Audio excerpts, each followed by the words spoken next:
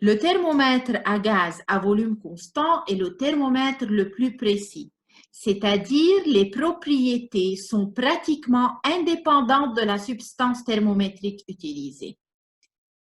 Dans ce thermomètre, la substance thermométrique utilisée est la variation de la pression d'un volume fixe de gaz en fonction de la température.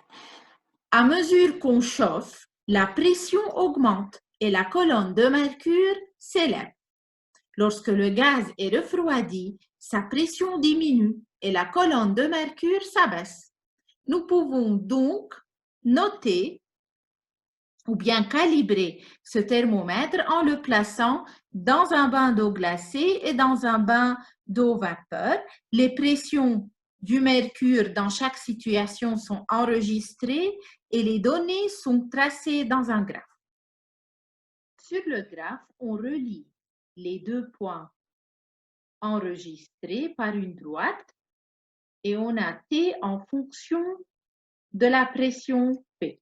Pour trouver la température d'une substance, on peut mesurer la pression et d'après le graphe, on peut déterminer la température mesurée. L'expérience montre que les résultats obtenus sont indépendants du type de gaz utilisé dans le thermomètre. On montre sur le graphe 3 gaz utilisés. On remarque que l'extrapolation des graphes des divers gaz montre que la pression est toujours nulle lorsque la température est de moins 273,15 degrés Celsius. Alors, on peut déterminer B, qui est moins 273,15 degrés Celsius, d'après le graphe. C'est la température à laquelle la pression est nulle. Cette température est appelée le zéro absolu. Ce qu'il faut savoir que le zéro absolu est utilisé comme base de l'échelle de température absolue. La taille du degré sur cette échelle absolue est la même que celle du degré Celsius. L'échelle de température absolue est maintenant basée sur deux nouveaux points fixes comme repère thermométrique. Le premier point est le zéro absolu. Le deuxième point est le point triple de l'eau. Le point triple de l'eau, c'est la seule condition de température et de pression à laquelle l'eau, la vapeur et la glace peuvent coexister en équilibre. Il est déterminé comme étant à une température de 0,01 degré Celsius et sous une pression de 4,58 mmHg.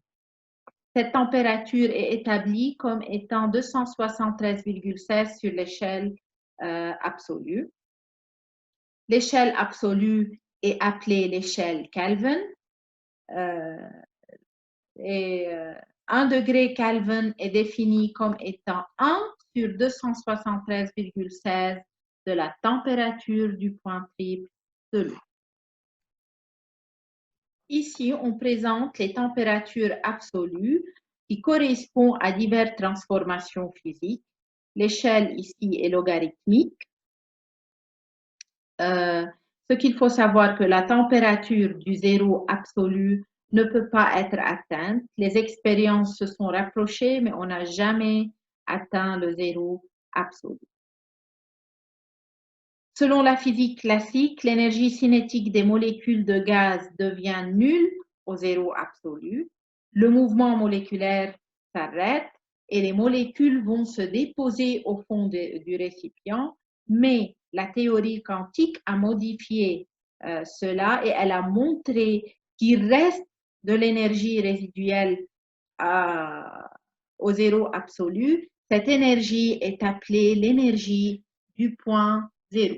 Alors, jusqu'à maintenant, on a vu l'échelle de température Celsius, on a vu l'échelle de température absolue ou bien la température Kelvin, et on a vu la relation de conversion entre ces deux échelles. Il nous reste une troisième échelle qui est connue aux États-Unis. c'est l'échelle Fahrenheit, nommée pour Daniel Fahrenheit. La température du point de la glace est 32 degrés Fahrenheit et la température d'ébullition est de 212 degrés Fahrenheit. Ici, la différence entre cette échelle et les autres échelles, il existe 180 divisions entre les deux points de référence et pas 100 divisions. Alors, maintenant, pour comparer les trois échelles étudiées dans un bain de glace où la température est égale à 0 degré Celsius, c'est-à-dire elle est égale à 32 degrés Fahrenheit et à 273,15 degrés Kelvin. Ici, on donne les lois pour convertir entre degrés Celsius et degrés Kelvin, pour convertir entre degrés Fahrenheit et degrés Celsius. Et pour comparer les changements de température, on peut utiliser la relation suivante qui dit delta T Celsius est égal à delta T Kelvin. On a vu que les deux échelles sont divisées en 100 divisions entre 0 et 100 degrés, mais elle est égale à 5 sur 9 température Fahrenheit, puisque la température Fahrenheit contient 180 divisions entre le point d'ébullition et le point de congélation. Alors, la température du point de la glace fondante est 0 degré Celsius, qui est égal à 273,15 Kelvin, qui est égal à 32 Fahrenheit. Et la température du point d'ébullition est égale à 100 degrés Celsius, 373 degrés Fahrenheit, degrés Kelvin et 212 degrés Fahrenheit. Toujours, vous pouvez utiliser ces deux relations pour convertir entre les différentes échelles de température. Il ne faut jamais oublier que la température est une grandeur physique qui est fixe, mais comment on la mesure et avec quelle précision et suivant quelle échelle, c'est ça qu'il faut savoir, et comment convertir entre les différentes échelles utilisées, c'est ça ce qu'il faut savoir faire. Prenons deux exemples de conversion. On a la température d'un objet qui est de 10 degrés Celsius. Il faut l'exprimer en degrés Kelvin. On utilise la relation T égale TC plus 273 et on peut obtenir ou bien déterminer la température en degrés Kelvin.